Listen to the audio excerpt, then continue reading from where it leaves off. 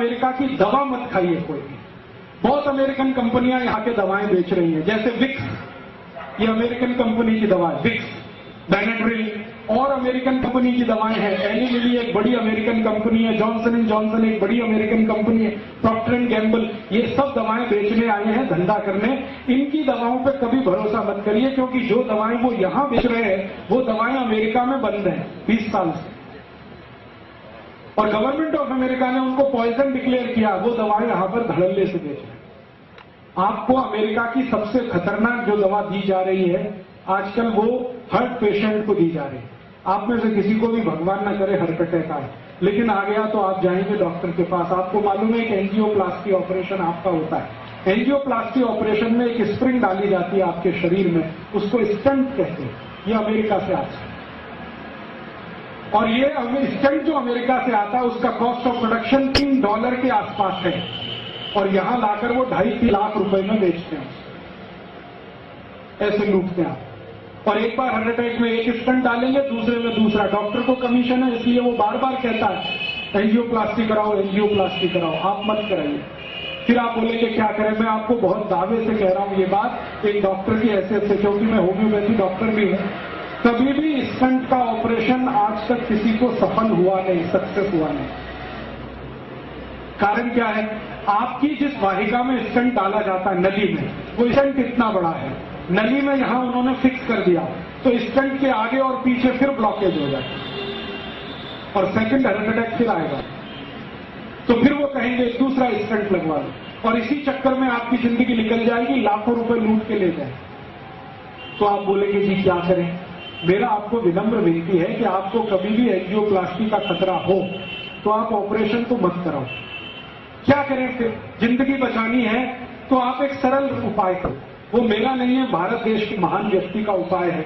वो व्यक्ति का नाम था बागभट्ट। उन्होंने 3500 साल पहले लिखा एक पुस्तक में, जिसका नाम है अष्टांग हृदय, और एक पुस्तक है अष्टांग संग्रह। 7000 सूत्र उन्होंने लिखे हैं बीमारियों को ठीक करने के लिए। उसका एक सूत्र है कि कभी भी हृदय घात अगर है, हृदय को घात हो रहा है, तो जान लीजिए कि रक्त में एसिडिटी बढ़ी हुई है। एसिडिटी समझते हैं? अम्लता। एक अम्लता होती है पेट की और एक होती है रक्त की। पेट की अम्लता बढ़े तो आपको आग जलेगी पेट में, एसिडिटी हो, आप कहेंगे आग जल रही है, खट्टी खट्टी डकार आ रही है, मुंह से पानी आ रहा है। फिर और ज्यादा हो तो हाइपर एसिडिटी होगी। यही पेट की अम्लता जब रक्त में चली जाती है तो रक्त अम्लता होती है, और रक्त अम्लता में आए तभी हार्ट अटैक होता है। इसके बिना हार्ट अटैक होता है। ये आयुर्वेद का सबसे बड़ा सच है, जिसको कोई डॉक्टर आपको बताता नहीं, क्योंकि इसका इलाज बहुत सरल है। इलाज क्या है? भारती जी कहते हैं कि रक्त में अम्लता अगर बढ़ गई है तो ऐसी चीजों का उपयोग करो जो क्षारीय हैं। आप जानते हैं 2 तरह के केमिकल्स होते हैं, एक अम्लीय और एक क्षारीय, एल्केलाइन और एसिडिक। अभी अम्लीय और क्षारीय को मिलाएं तो क्या होता है? अम्ल और क्षार को मिलाओ तो न्यूट्रल होता है कि नहीं? तो बागभट्ट जी कहते हैं कि रक्त में अम्लता बढ़ी हुई है तो क्षारीय चीज खाओ तो रक्त की अम्लता न्यूट्रल हो जाएगी, माने हार्ट अटैक की जिंदगी में संभावना खत्म हो जाएगी। ये है कहानी। तो आप पूछोगे जी कौन सी क्षारीय चीज है जो हम खाएं? आपके रसोई घर में सवेरे से शाम तक इतनी चीजें हैं जो क्षारीय ही है। अगर उन्हीं को खाना शुरू करो तो हार्ट अटैक ना आए, और कभी आ जाए तो दोबारा आने का चांस ना। क्या क्षारीय चीज है? सबसे ज्यादा क्षारीय चीज आपके घर में है दूधी। दूधी है ना, सब्जी के रूप में आप खाते हैं। इससे ज्यादा क्षारीय कोई चीज ही नहीं। तो दूधी का रस पियो रोज निकाल निकाल, या कच्ची दूधी खाओ। स्वामी रामदेव जी कहते हैं कि नहीं, दूधी रस पियो। दूधी का 3.25 लाख लोगों को ठीक कर दिया उन्होंने दूधी का रस पिला पिला, और उनमें हजारों डॉक्टर हैं जिनका खुद हार्ट अटैक होने वाला था। वो दूधी का रस पी पी के आते हैं, क्योंकि मैं हरिद्वार जाता हूं रामदेव जी के यहाँ, तो हजारों डॉक्टर इस देश के वहां जाते हैं, चुपचाप दूधी का रस पीते हैं 3-3 महीने 4-4 महीने, आके फिर क्लिनिक पर बैठ जाते हैं। वो बताते नहीं हम कहाँ गए थे, वो कहते हम न्यूयॉर्क गए थे, जर्मनी गए थे ऑपरेशन करने, वो रामदेव जी के वहां गए थे। वो 3 महीने दूधी का रस पी के आए हैं, हार्ट अटैक ठीक हो गया है, आके फिर ऑपरेशन पे लग गए हैं। और वो इतने हरामखोर है कि आपको नहीं बताते कि आप भी दूधी का रस पिए। आप तो दूधी का रस पियो। इसको जो रामदेव जी कहते हैं ना, वो भी भागवत जी के आधार पे कहते हैं। भागवत जी कहते हैं कि रक्त की अम्लता कम करने की ताकत सबसे ज्यादा दूधी में है, तो दूधी का रस पियो। कितना पियो? रोज 200 मिलीग्राम पी लो।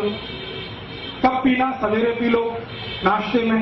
नाश्ते में नहीं तो भोजन के बाद पी लो, आधे घंटे के बाद पी लो। और दूधे के रस की और ज्यादा क्षारपन बढ़ाना हो तो दूसरी क्षारीय चीज हमारे घर में है, वो है तुलसी। तुलसी बहुत क्षारपन है, तो तुलसी का रस मिला दो। और एक तीसरी चीज है, वो क्षारीय है, उसका नाम है पुदीना। पुदीने का रस उसमें मिला दो। और एक क्षारीय चीज है अपने घर में, काला नमक। और एक है सेंधा नमक। ये काला और सेंधा नमक क्षारीय है, लेकिन बाजार से जो आता है ना आयोडीन युक्त, ये अम्लीय है। ये आयोडीन युक्त नमक के चक्कर में मत फंसना। काला नमक खाओ, नहीं तो सेंधा नमक। तो सेंधा नमक ले लो, थोड़ा दूधी का रस ले लो, थोड़ा तुलसी का रस ले लो, पुदीने का रस ले लो, कोतंबीर का रस भी क्षारीय है। ये सब क्षारीय मिला मिला के रोज पियो। 3 महीने में आपका ब्लॉकेज निकल जाएगा, अम्लता कम हो जाएगी, 2.5-3 लाख रुपए फालतू खर्च होने से बच जाएंगे। और जो बच जाए तो गौशाला को दान कर देना, तो गौशाला का भी फायदा है। डॉक्टर को देने से अच्छा गौशाला को देना। और एक दूसरी जानकारी आपको दे दूं कि रक्त की अम्लता से आपके शरीर में 48 रोग आते हैं। 48। उसमें से पहले नंबर का रोग है जिसका नाम है हार्ट अटैक। दूसरे नंबर का एक रोग है, यह भी रक्त की अम्लता का ही रोग है, उसका नाम है डायबिटीज। तीसरे नंबर का एक रोग है, यह भी रक्त अम्लता का रोग है, जिसको आप कहते हैं पैरालिसिस। चौथे नंबर का एक रोग है, वो भी रक्त अम्लता का रोग है, जिसको कहते हैं ब्रेन हेमरेज। ऐसे 48 रोग हैं जो रक्त अम्लता से होते हैं। माने रक्त की अम्लता अगर ठीक हो तो 48 रोग ठीक हो जाए।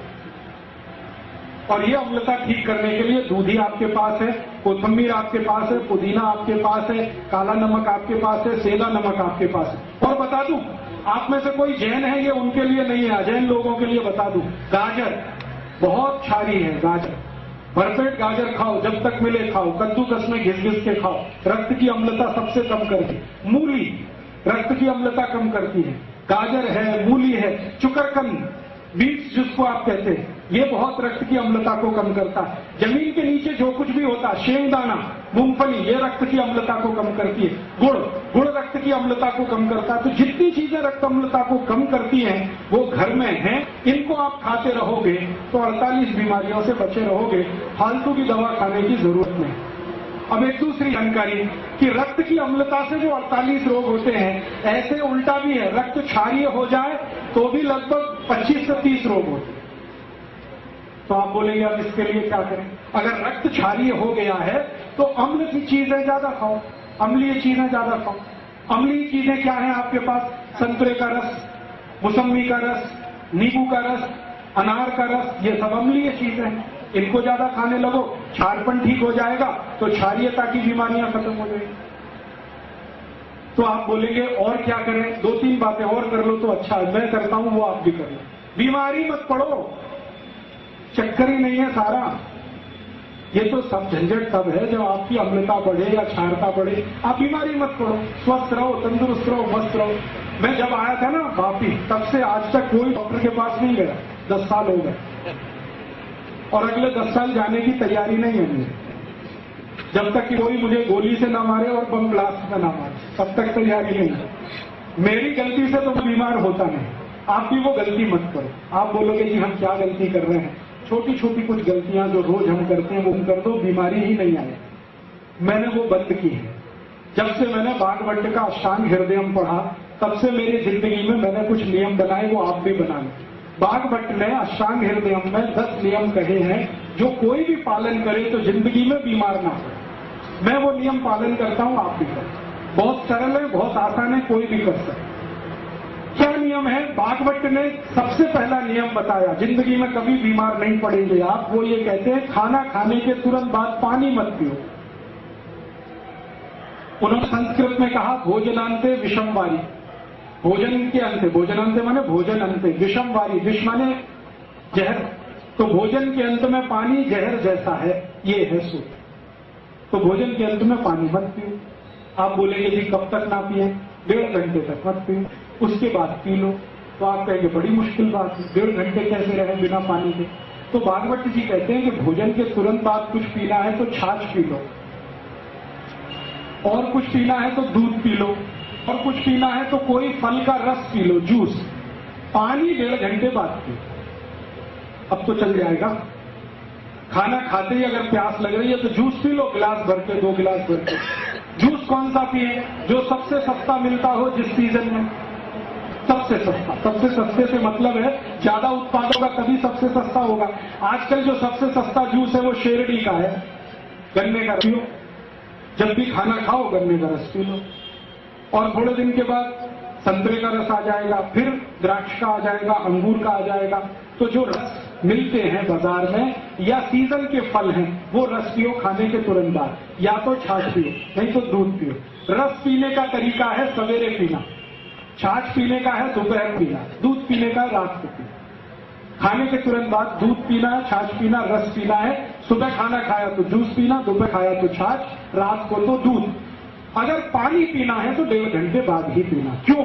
कारण उसका यह है कि आपने जो कुछ खाया वो पेट में गया, पेट में जाते ही इसमें आग जलती है खाने का पाचन होने के लिए।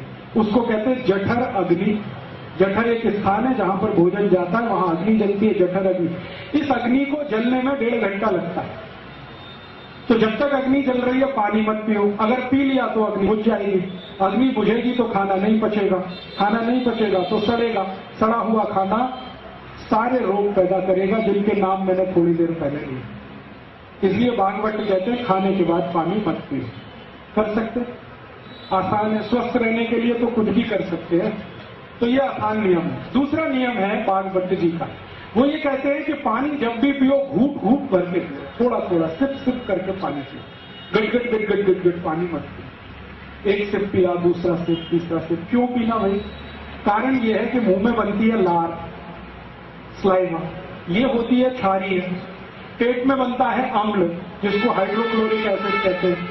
तो मुंह की लार और पेट का अम्ल दोनों मिले तो हो जाएगा न्यूट्रल। ये क्षार है, ये अम्ल है। तो पेट हमेशा न्यूट्रल रहे तो बार बार लार अंदर जानी चाहिए। तो पानी अगर घूट घूट पिए तो ज्यादा लार अंदर जाएगी। इसलिए भागवत कहते हैं पानी हमेशा घूट घूट पिए। ये पक्षी है ना, सब ऐसे ही पानी पीते। चिड़िया देखो पानी पीती है, एक ड्रॉप उठाएगी पानी का, फिर ऐसे ऐसे करेगी, फिर पिएगी। भागवत की पक्की चेली है सारी चिड़िया, बिना किसी कॉलेज में जाए वो सीखती है। आप इतने बड़े होशियार लोग हैं, आपको ये नहीं मालूम? कुत्ता कैसे पानी पीता? चाट चाट के। भागवत का चेला है ये कुत्ता। हाँ, सारे जानवर पानी ऐसे ही पीते। गाय को देखो, पहले पानी को मुंह में भरेगी, फिर थोड़ी देर रोकेगी, फिर पिएगी ताकि लार अंदर जाए। तो जानवर कर सकते हैं तो आप भी कर सकते हैं। आप तो पढ़े लिखे हैं, होशियार। तो पानी घूट घूट पीना शुरू कर दो। दूसरा नियम। तीसरा नियम है ठंडा पानी कभी मत पियो। ठंडा पानी उन्होंने कैसे लिखा? ये नहीं लिखा ठंडा पानी मत पियो, उन्होंने लिखा है शरीर के तापमान से कम तापमान का पानी मत पियो, पानी ठंडा पानी मत पियो। अब ठंडा पानी से मतलब फ्रिज का पानी मत पियो, बर्फ डाला हुआ पानी मत पियो। क्यों नहीं पिए? मैंने इसका देखा एक्सपेरिमेंट करके कई मरीजों पर। जो लोग बहुत ठंडा पानी पीते हैं ना, उनकी लार्ज इंटेस्टाइन संकुचित हो जाती है। लार्ज इंटेस्टाइन और स्मॉल इंटेस्टाइन शरीर में जो है, तो ज्यादा ठंडा पानी पियो तो लार्ज इंटेस्टाइन वैसे ऐसी होती है, ठंडा पानी पीते ही ऐसे होती है। और दिन में 10 बार आपने पिया तो 10 बार ये ऐसे ऐसे होती है। फिर रोज पीते रहे तो ये परमानेंट ऐसे हो जाए। अब जब लार्ज इंटेस्टाइन संकुचित हो गई तो सवेरे आप जब संडास घर में जाएंगे तो पोट साफ होगा ही नहीं, क्योंकि ये संकुचित है। दुनिया में मैंने देखा है जो लोग चिल्ड वाटर पीते हैं, अमेरिकन यूरोपियन लोग चिल्ड वाटर पीते हैं, पानी फ्रिज में रखेंगे, ऊपर से बर्फ डालेंगे, फिर पिएंगे। और ये चिल्ड वाटर पीने वाले लोगों को मैंने देखा सवेरे टॉयलेट रूम में जाएंगे तो 1-1 घंटे बाहर नहीं आते, कभी कभी 2-2 घंटे बैठे रहते। पूछो भैया क्या कर रहे हो 2 घंटे टॉयलेट रूम में? कहते न्यूज़पेपर पढ़ रहे हैं। क्यों पढ़ रहे हो? न्यूज़पेपर के लिए टॉयलेट रूम है? कहते उतरती नहीं संडास, क्या करें? बैठे हैं, इंतजार कर रहे हैं। तो कभी समस्या इतनी भयंकर होती है कि वो इंतजार में गाना गाने लगते हैं, मेरे सपनों की रानी कभी आएगी, वो आती नहीं है, करे क्या? और उससे भी बड़ी समस्या हो जाए ना तो दूसरा गाना गाते हैं, एक बार आजा आजा आजा, आती नहीं, कहे बड़ी समस्या है ये अमेरिकन और यूरोपियंस में। आप ये समस्या अपने शरीर में मत लाओ, माने कब्जियत मत होने दो, कॉन्स्टिपेशन मत होने दो, माने ठंडा पानी मत पियो। पानी फिर कैसा पिए? हल्का गर्म पानी पीते रहो। अगर जैन है तो बहुत अच्छा, अजैन है तो भी पानी पक्का हुआ माने गर्म किया हुआ पानी ही पियो। थोड़ा गुनगुना रहे तो बहुत ही अच्छा। और चौथा सूत्र है, सवेरे उठते ही सबसे पहले पानी पियो। चाय से पहले पानी पियो। कितना पिए? 3 गिलास पी लो, बिना प्यास के पी लो, थोड़ा थोड़ा घूट घूट भर के पी लो। क्यों? रात भर आप सोए, मुंह में जो लार बनी है ये बहुत कीमती है, ये अंदर जाए तो बहुत अच्छा, इसलिए सुबह उठते ही पानी पीने का नियम। 5वां नियम है, खाने को चबा चबा के खाओ। इतनी बार चबाओ जितने आपके दांत, 32 दांत है तो 32 बार चबाओ। कोई कहेगा जी दांत ही नहीं मेरे तो, अब क्या करें? तो मसूड़े हैं ना, वो दांत के जैसे ही हो जाते हैं। अगर दांत निकल गए तो मसूड़े दांत के जैसे हो जाते हैं, तो धीरे धीरे चबा के आप खा सकते हैं, ऐसी कोई तकलीफ। तो खाना धीरे धीरे चबा चबा के खाओ। 6ठा नियम है, कभी भी खड़े होकर खाना मत खाओ। 2 पाए आदमी के लिए खड़े होकर खाना वर्जित है, 4 पाए के लिए ठीक है, माने जानवर खड़े होकर खाए तो ठीक है। बुफे सिस्टम बफेलो सिस्टम है। बुफे सिस्टम में खाना मत खाइए, खड़े खड़े मत खाइए। खाना प्लेट में लेके जमीन पे बैठ के खाइए। आप बोलेंगे जी शादी में गए हैं तो क्या, एक प्लेट में खाना लेके कहीं बैठ के खाइए, तो आप कहिए दूसरे लोग हंसेंगे, हंसने दीजिए, वो मूर्ख है इसलिए हंस रहे हैं। मूर्ख लोग बहुत बार हंसते हैं। आप जमीन पर बैठ के खाने लगेंगे, वो भी आपकी नकल देख के करने लगेंगे। तो आप बोलेंगे जी घर में तो डाइनिंग टेबल है, क्या करें, बेच दो इसको, और क्या करें? कचरा सब घर में थोड़ी रखा जाता है। आपने कबाड़ कहीं से लाया और घर में सजा लिया, तो अब कबाड़ तो कबाड़ ही है ना, वो हीरा सोना पन्ना तो नहीं होने वाला। और डाइनिंग टेबल कितने इलाके में आपने रख के कितना एरिया घेर रखा, जरा सोचो। वापी में 1 स्क्वायर फीट कितने का है? 3000 का 4000, 4000 रुपए स्क्वायर फीट के एरिया को आपने डाइनिंग टेबल से घेर के रखा है, जो बिना किसी काम का। सोचो, दुनिया बुद्धि लगाओ ना, कुछ व्यापारी बुद्धि लगाओ। इतना एरिया कवर करके रखा, इससे अच्छा डाइनिंग टेबल ना रहे तो वो एरिया का कुछ तो उपयोग होगा, बैठने में ही काम आएगा। तो आप बोलेंगे अब तो खरीद लिया डाइनिंग टेबल, अब क्या कर सकते हैं? तो मेरी बात मानो, उसके पांव काट दो डाइनिंग टेबल से, तो तुरंत नीचा हो जाएगा। उसको पटरे की तरह से इस्तेमाल करो, जमीन पे बैठ के उस पर थाली रख के खाओ। जो आप बोलो घुटने नहीं मुड़ते, बैठे कैसे? कुर्सी तो चाहिए। तो कुर्सी पर बैठकर अगर खाना खाना है तो मैं एक बीच का रास्ता बताता हूं। भागवत जी ने वो नहीं कहा, मैं कह रहा हूं कि आप कुर्सी पर ऐसे बैठो जैसे सुख आसन में बैठते, आलती पालती मार के कुर्सी पर बैठ जाओ, फिर खाना खाओ। खाना खाते समय महत्व की बात है जो जाननी चाहिए, वो ये कि हमारी जो नाभि है ना, इस पर धरती का सेंटर ऑफ ग्रेविटी रहना चाहिए, नाभि पर। ये तभी संभव है जब आप जमीन पर बैठे हो। खड़े होने पर सेंटर ऑफ ग्रेविटी डायग्राम पे आता है। नाभि पर अगर पृथ्वी का गुरुत्वाकर्षण है तो नाभि एकदम सेट रहती है, और खाना खाते समय नाभि सेट रहे तो जठर अग्नि सबसे जास्ती प्रदीप है, इसलिए बैठकर खाना अच्छा है। फिर 7वां नियम है। 7वां नियम है कि कभी भी आप खाना खाएं तो 2 चीजें एक साथ ऐसी मत खाना जो एक दूसरे के विरोधी है। जैसे दूध और दही कभी साथ में नहीं खाना, उड़द की दाल और दही कभी साथ में मत खाना। 2 टूटने वाली 2 दाल जिनको द्विदल कहते हैं, उनको दही के साथ मत खाना। खाना ही हो तो दही को गर्म कर लेना फिर खाना। कभी भी कांदा माने प्याज और दूध साथ में नहीं खाना। कभी भी खट्टे फल, संतरा, मौसम्मी, इनको दूध के साथ मत खाना। ये विरोधी चीजें हैं। भागवत ने एक लंबी सूची बनाई है, 103 वस्तुएं हैं जिनको एक साथ ना खाएं तो आपकी जिंदगी में रोग आने ही वाले नहीं। और एक छोटी सी आखिरी बात, दोपहर का खाना खाएं तो 20 मिनट विश्रांति जरूर लें। रात का खाना खाएं तो 2 घंटे बाद विश्रांति लें। दोपहर के खाने के बाद विश्रांति लें तो ज्यादा लेफ्ट साइड में आप करवट रख के सोएं, ये राइट ऊपर रहे, लेफ्ट। इसको वाम कुक्षी कहते हैं। कभी भी वजन नहीं बढ़ेगा, पेट नहीं बढ़ेगा।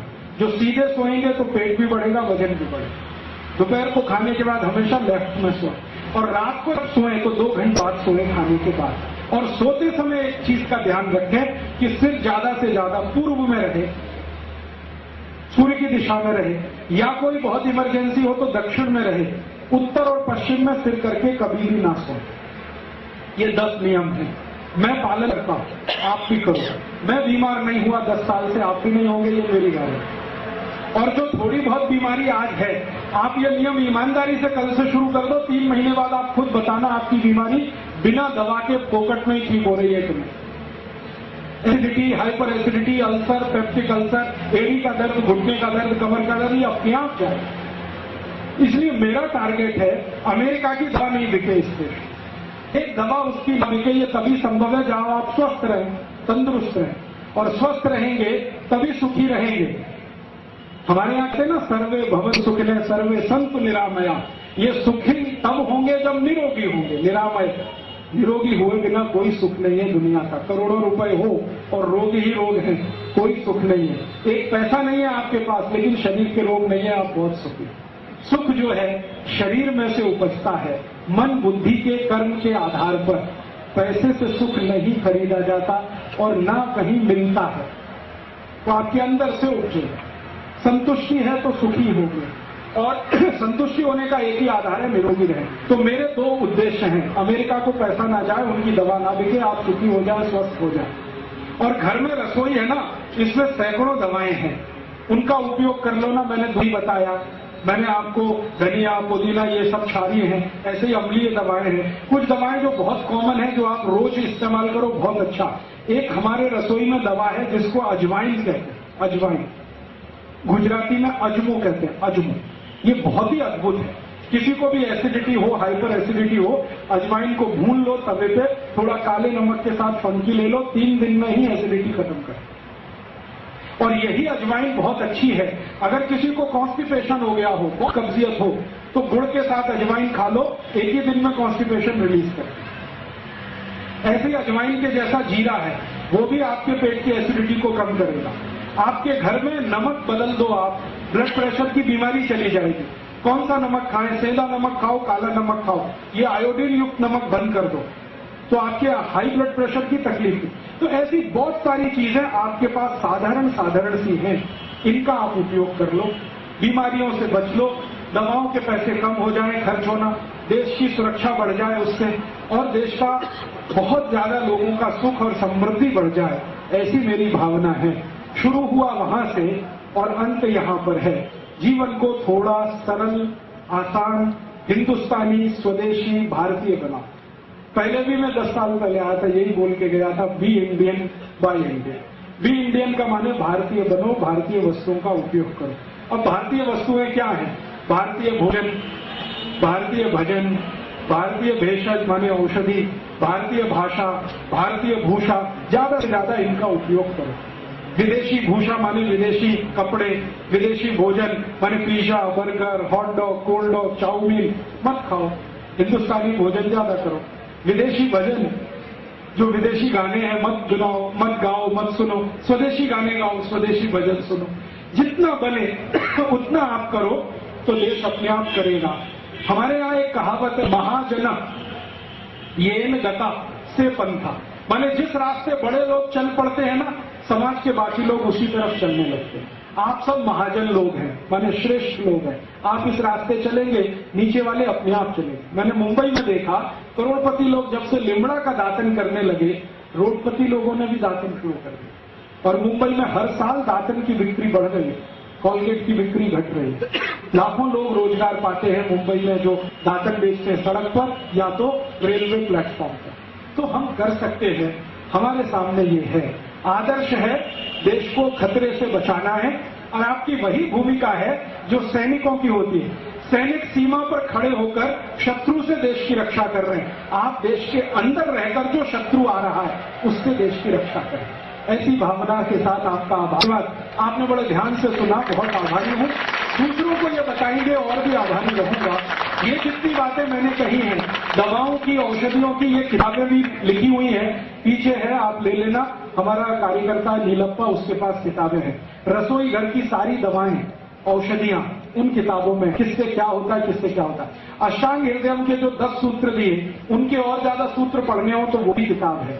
अपने शरीर को जितनी भी बीमारियां होती हैं चर्म रोग की कैसे दूर करें, घर की दवाओं से, वो भी किताबें हैं, आप ले जाइए। कभी भी मैंने किसी किताब पर कॉपीराइट नहीं माना है, आज भी कहता हूं कोई पुस्तक पर कॉपीराइट नहीं है, सबको कॉपी करने का राइट है। आपको अच्छा लगे तो मेरा नाम निकालकर अपना छपा लेना, अपने नाम से किताबें बना लेना, मैं कभी मुकदमा लड़ने आपके खिलाफ नहीं आऊंगा। और जो कुछ मैंने बोला है इसकी सीडी भी है, पहले तो कैसेट थी, अभी सीडी है, 40 घंटे की ऑडियो सीडी है, वीडियो सीडी है। आप ले जाइए, कॉपी कर करके लोगों को बताइए, ताकि ये विचार जल्दी से फैले और लोगों तक ये दूर तक पहुंचे। तो शायद चेतना ज्यादा हो और चेतना बढ़ेगी तो देश जरूर बेहतर होने वाला है, आजादी बचने वाली है, सभ्यता और संस्कृति रहने वाली है।